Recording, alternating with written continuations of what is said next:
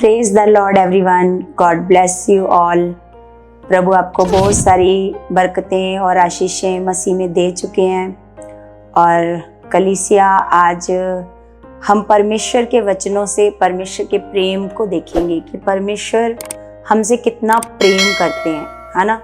जैसे कुछ लोग परमेश्वर के वचन को जब पुराने नियम को पढ़ते हैं तो वहाँ पर देखते हैं कि वो लोग पढ़ते हैं कि परमेश्वर बड़ा क्रोध करने वाला परमेश्वर है। वहाँ पर बहुत सारा ऐसे परमेश्वर ने अपने वचनों से कहा है कि मैं ऐसे मार डालूँगा, ऐसे करके बहुत सारे ऐसे वचन हैं जहाँ पर हमें ऐसे नज़र आता है कि जैसे परमेश्वर जो है वो बहुत क्रोध करने वाला परमेश्वर है। लेकिन कलीसिया, हम जब पवित्र आत्मा के द्वारा परमेश्वर के वचनों को पढ़ते हैं तो पवित्र आत्मा हमें सिखाता है कि परमेश्वर कभी भी दो तरह का नहीं हो सकता। परमेश्वर तो हमसे प्रेम करने वाला परमेश्वर है और वो हमसे बहुत प्रेम करता है ना। जैसे पुराने नियम में क्या है कि बहुत कम जगह पर ऐसे शैतान के बारे में परमेश्वर ने शैतान को शो नहीं किया, और जो भी शैतान का काम है वो परमेश्वर ने अपने ऊपर लिया है। तो इसलिए हमें लगता है कि ये सारा काम जो भी बुरा हो रहा है, जैसे हम देखते हैं कि जिन्होंने संदूक को हाथ लगाने की जिनको इजाज़त नहीं थी, जब उन्होंने संदूक को छुआ तो वो तुरंत उसी घड़ी मर गए। जब हम ये वाला वचन पढ़ते हैं तो हमें ऐसे लगता है जैसे परमेश्वर बहुत निर्दयी परमेश्वर है, बहुत ऐसे परमेश्वर के अंदर दया नहीं है। लेकिन ऐसा नहीं है कलीसिया। जब हम परमेश्वर के आत्मा से सारे वचनों को पढ़ेंगे तो परमेश्वर हम लोगों को सही ज्ञान देंगे और अपने वचनों के भेदों को भी परमेश्वर हमारे ऊपर प्रकट करेंगे ना। तो जैसे हमारे स्पिरिचुअल फादर हैं तो उन्होंने उनके द्वारा परमेश्वर ने हमें सिखाया है कि नहीं, ऐसा नहीं, परमेश्वर कभी भी दो तरह का नहीं है। वो सिर्फ हमें प्रेम करते हैं, है ना, क्रोध नहीं करते। ये सारा काम शैतान का है जिसको परमेश्वर ने पुराने नियम में शो नहीं किया, क्योंकि उस समय अनुग्रह का समय नहीं था। अनुग्रह मतलब प्रभु यीशु मसीह हमारे लिए कुर्बान नहीं हुए थे। तो इसलिए पुराना नियम पढ़ते पढ़ते कई लोग परमेश्वर के विषय में बहुत सारी ऐसे ठोकर भी खा जाते हैं, है ना। तो इसलिए परमेश्वर का हम जब नया नियम पढ़ते हैं तब, क्योंकि अब प्रभु यीशु मसीह हमारे लिए कुर्बान हो चुके हैं, अब अनुग्रह का समय आ चुका है ना। तो अब हमें परमेश्वर का प्रेम नजर आता है, क्योंकि पुराने समय में भी आप देखोगे तो बहुत जगह पर परमेश्वर ने अपने बच्चों को छुड़ाया। जैसे इजरायली लोग जब गुलामी में पड़े हुए थे तो जब उन्होंने परमेश्वर की दुहाई दी तो परमेश्वर ने मूसा को कहा कि जा, मेरी जो संतान है, इजरायली लोग हैं, उनको फिरौन की गुलामी से छुड़ा कर लाओ, है ना। तो हम देखते हैं वहाँ पर भी परमेश्वर का प्रेम, कि सच में परमेश्वर प्रेम करता है ना। परमेश्वर के वचन में लिखा है यूहन्ना की पत्रियों में कि परमेश्वर प्रेम है। तो सच में हमें पता है कि परमेश्वर प्रेम करता है। तो यहाँ पर जैसे हम रोमियो की पुस्तक में पढ़ते हैं, रोमियो 5 अध्याय, तो इसमें लिखा है कि परंतु परमेश्वर हम पर अपने प्रेम की भलाई इस रीति से प्रकट करता है कि जब हम पापी ही थे तभी मसीह हमारे लिए मरा, है ना। तो परमेश्वर यहाँ पर क्या कर रहा है, अपने प्रेम को हमारे ऊपर क्या कर रहा है, प्रकट कर रहा है। क्योंकि जब हम पापी थे, हम तो जानते भी नहीं थे, हम अपने बनाने वाले परमेश्वर से दूर थे, है ना, पाप में फंसे हुए थे, पाप में पड़े थे और हमारे अंदर पाप कार्य कर रहा था। तो तभी लिखा है कि मसीह हमारे लिए मरा। ये परमेश्वर का प्रेम है कि उसने हमारे पाप के लिए अपना इकलौता बेटा कुर्बान किया।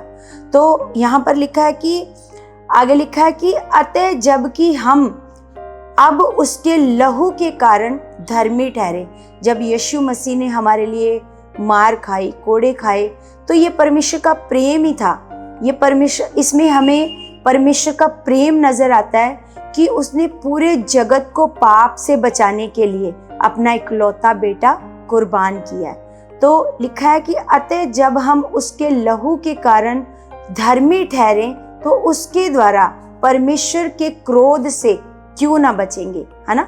ये प्रभु यीशु मसीह के बारे में बताया गया है कि हम उसके लहू के द्वारा क्या ठहरे हैं? धर्मी।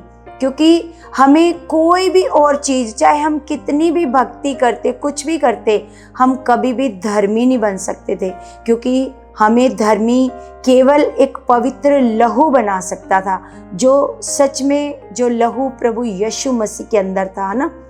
तो लिखा है, तो जब हम उसके लहू के द्वारा धर्मी ठहरे तो उसके द्वारा परमेश्वर के क्रोध से, जैसे हमने सीखा है कि परमेश्वर को अभी क्रोध नहीं आ रहा, अभी तो परमेश्वर लिखा है कि धीरज धर कर बैठा है, अभी परमेश्वर के अंदर धीरज है। तो एक दिन जब परमेश्वर न्याय का दिन आएगा, उस दिन वो जो क्रोध का दिन होएगा परमेश्वर का ना, तो उस दिन हमें परमेश्वर के क्रोध से कौन बचाएगा? हमारा प्रभु यीशु मसीह। आगे लिखा है, क्योंकि बैरी होने की दशा में उसके पुत्र की मृत्यु के द्वारा हमारा मेल परमेश्वर के साथ हुआ, तो फिर मेल हो जाने पर उसके जीवन के कारण हम उद्धार क्यों ना पाएंगे, है ना। केवल यही नहीं, परंतु हम अपने प्रभु यीशु मसीह के द्वारा, जिसके द्वारा हमारा मेल हुआ है, परमेश्वर में आनंदित होते हैं, है ना।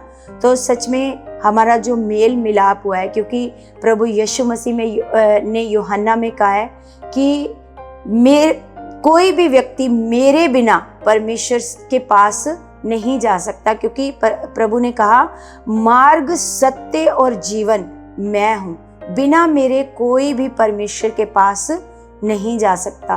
तो सच में इन सब में हम परमेश्वर का प्रेम देखते हैं कि सच में हमारा परमेश्वर हमसे कितना प्रेम करता है, पूरी संपूर्ण मनुष्य जाति से। जैसे हम कल वचनों के द्वारा सीख रहे थे कि पूरी मनुष्य जाति ने क्या पाप किया है ना, कि उन्होंने परमेश्वर का जो स्थान है वो किसको दिया है ना, नाशवान मनुष्य को, चार पैर वाले जंतुओं को, है ना, पक्षियों को और पेड़ों को, ऐसे सृष्टि की उन्होंने उपासना की। तो ये मनुष्य जाति ने पाप किया है, जो परमेश्वर से वो दूर है, लेकिन परमेश्वर ने अपने प्रेम को प्रकट किया, हमारा मेल मिलाप करने के लिए उसने अपना इकलौता बेटा कुर्बान किया, है ना। तो जैसे हम एक वचन और पढ़ते हैं यूहन्ना की किताब में 3 अध्याय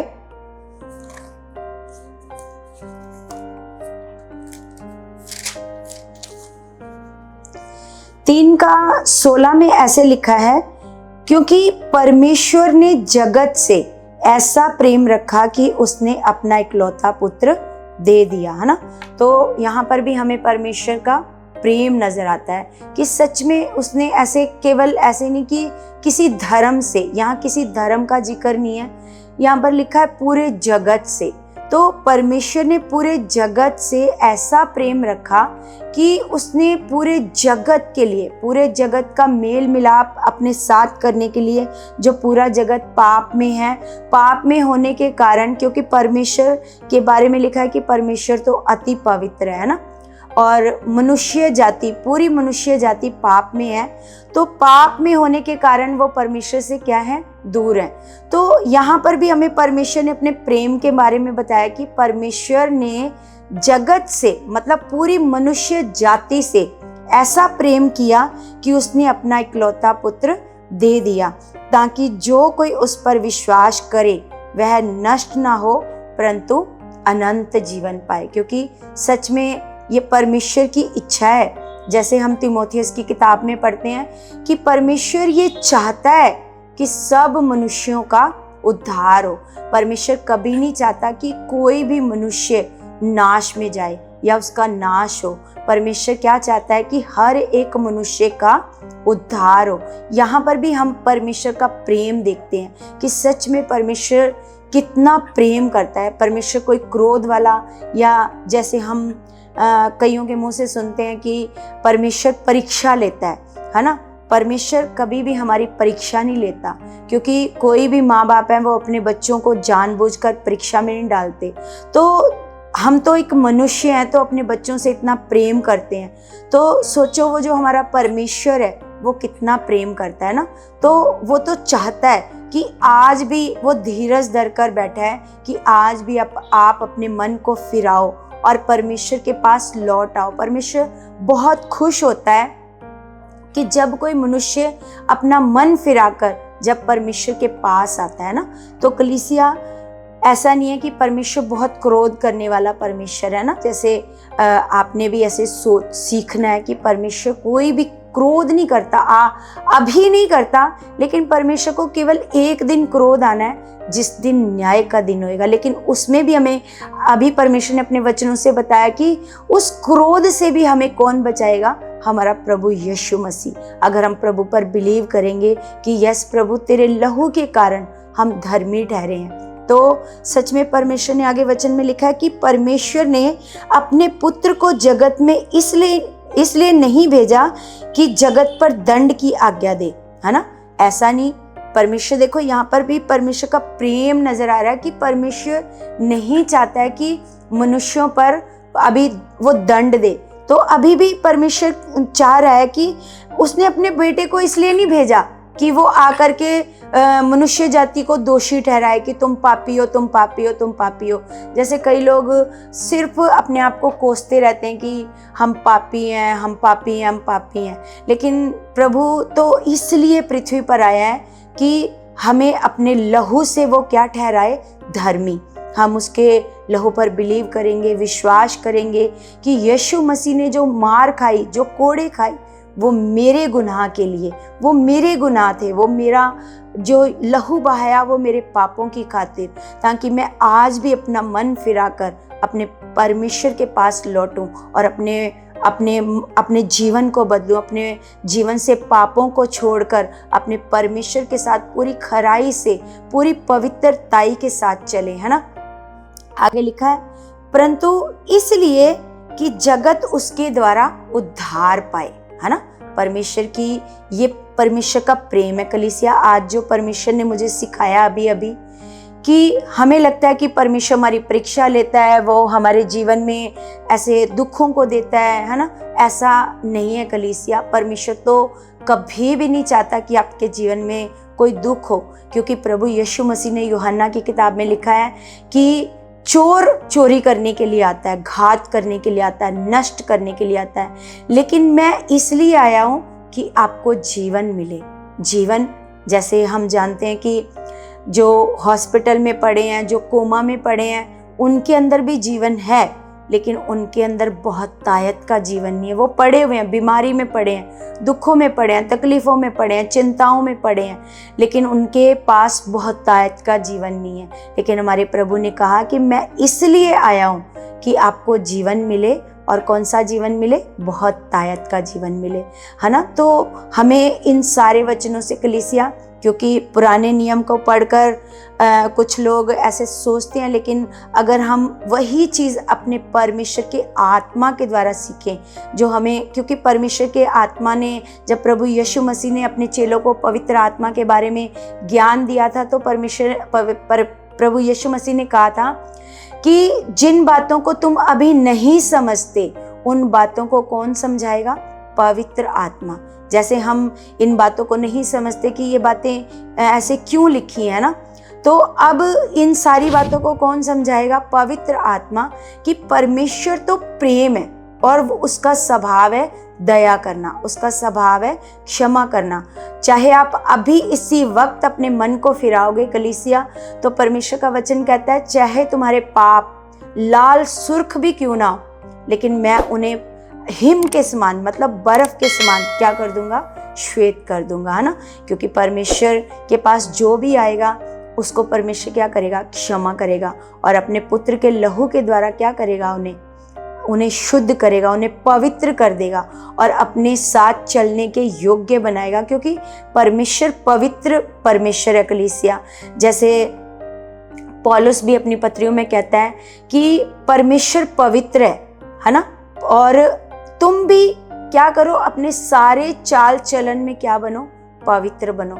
तो हमने अपनी पवित्रताई के लिए, अपने अच्छे चाल चलन के लिए क्या करना है? लगातार अपने परमेश्वर के पास जाना है, उससे विनती करनी है, उससे प्रार्थना करनी है कि परमेश्वर जी, मैं चाहता हूँ कि मैं पवित्रताई का जीवन जीऊँ। इसमें परमेश्वर जी आप मेरी मदद कर चुके हो, आप मेरी सहायता कर चुके हो, है ना। क्योंकि परमेश्वर आप तो दया करने वाले परमेश्वर हो, आप तो क्षमा करने वाले परमेश्वर हो। क्योंकि परमेश्वर के वचनों में हम जानते हैं कि जब योना को परमेश्वर ने भेजा था नीनवे नगर में, तो वहाँ पर परमेश्वर नहीं चाहता था कि उस देश का क्या हो, नाश हो।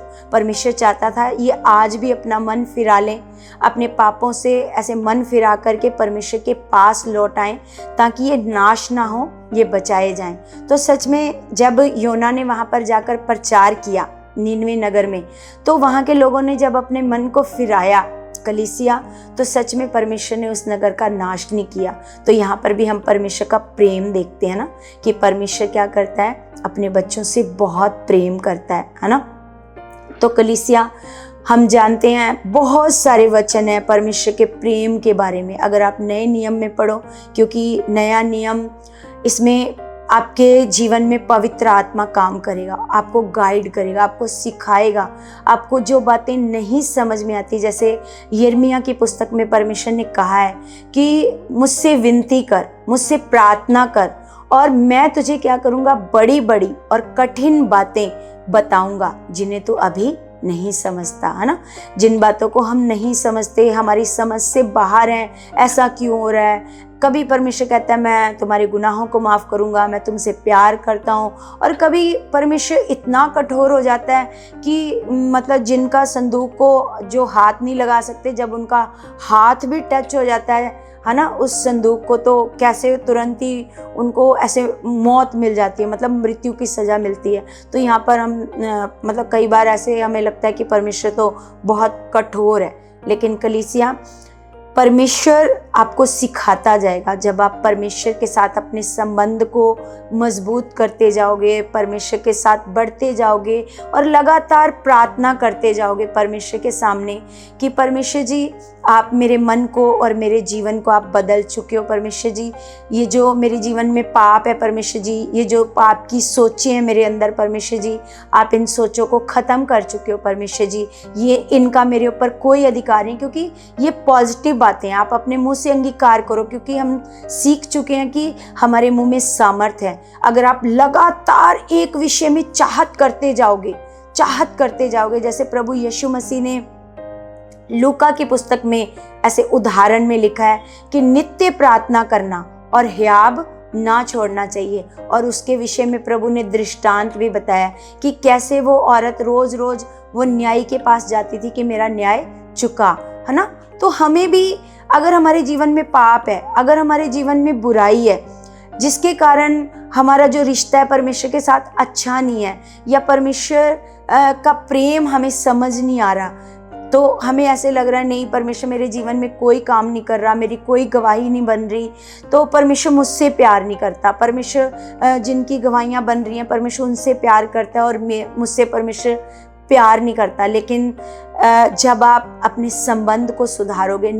लगातार नित्य प्रार्थना का मतलब यहाँ पर यूनानी भाषा में लिखा है प्रोस ओकोमाई, मतलब उस दिशा में, जिस दिशा में आप जो चाहत कर रहे हो उस दिशा में तेज चाहत को करना। प्रोस ओकोमाई मतलब उस दिशा में तेज चाहत करना।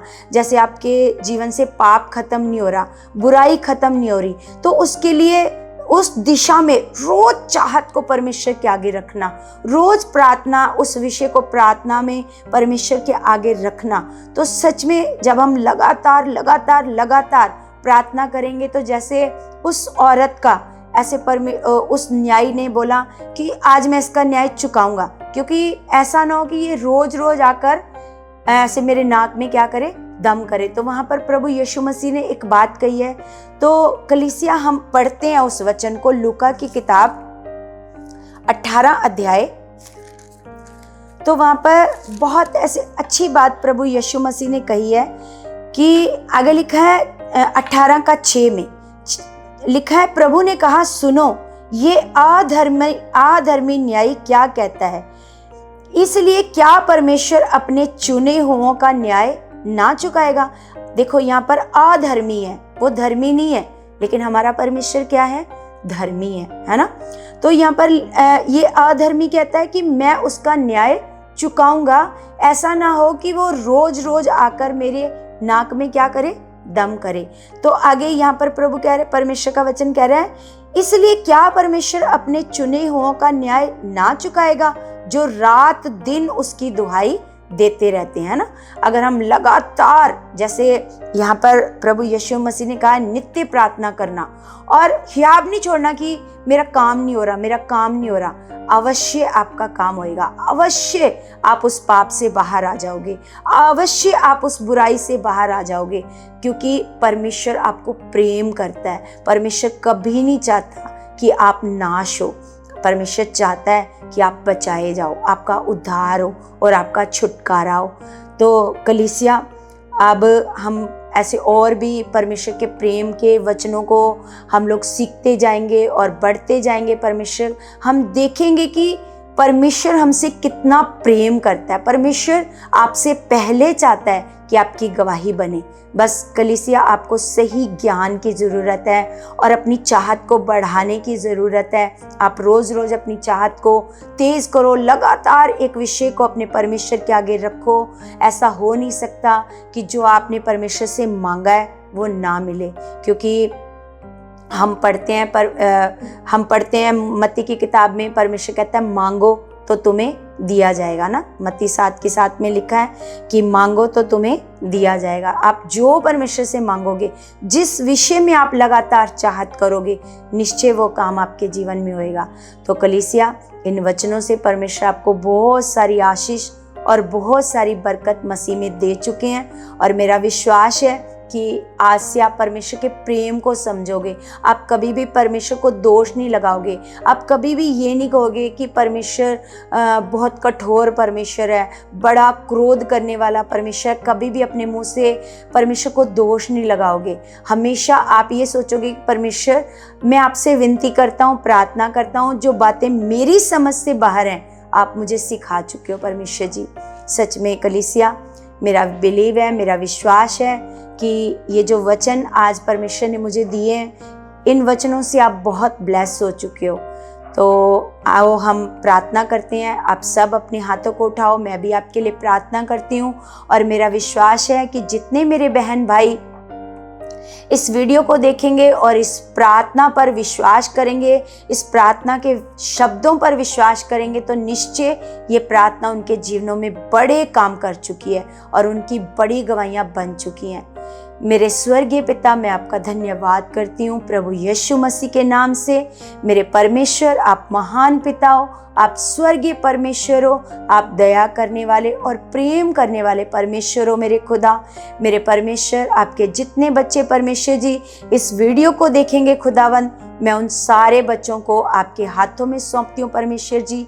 मेरे महान पिता, अगर इनमें से कोई भी दुखी है, बीमार है, परेशान है, जिनकी गवाही नहीं बन रही, मेरे परमेश्वर, निश्चय खुदावन मेरा विश्वास है कि आपका प्रेम उनके अंदर कार्य कर चुका है परमेश्वर। वो आपसे प्रार्थना करने में और चाहत करने में बढ़ चुके हैं मेरे परमेश्वर जी। और मेरा विश्वास है वो बीमारियों से आज़ाद हो चुके हैं परमेश्वर, वो चिंताओं से, परेशानियों से आज़ाद हो चुके हैं मेरे परमेश्वर। और पिता, तेरे बच्चों के घर में बड़ी बरकतें और बड़ी आशीषें आ चुकी हैं पिता। इनकी बुद्धि खुल चुकी है परमेश्वर, इनका मन खुल चुका है परमेश्वर, ताकि पिता ये आपके प्रेम को समझने पाए परमेश्वर। क्योंकि परमेश्वर, सच में जैसे हमने आपके प्रेम को समझा है कि परमेश्वर आप बहुत प्रेम करते हो, आप तुरंत परमेश्वर जो भी आपके पास चाहे कितना भी परमेश्वर पापी क्यों ना आए, आप तुरंत उसे माफ करते हो मेरे खुदावन। मेरे परमेश्वर, हम आपका धन्यवाद करते हैं और मैं विश्वास करती हूँ परमेश्वर जी, आज की प्रार्थना आपके बच्चों के जीवन में काम कर चुकी है। और कलीसिया, मेरा बिलीव है कि इस प्रार्थना से और इन वचनों से परमेश्वर आपको बहुत सारी आशीष और बहुत सारी बरकत दे चुके हैं। आमीन।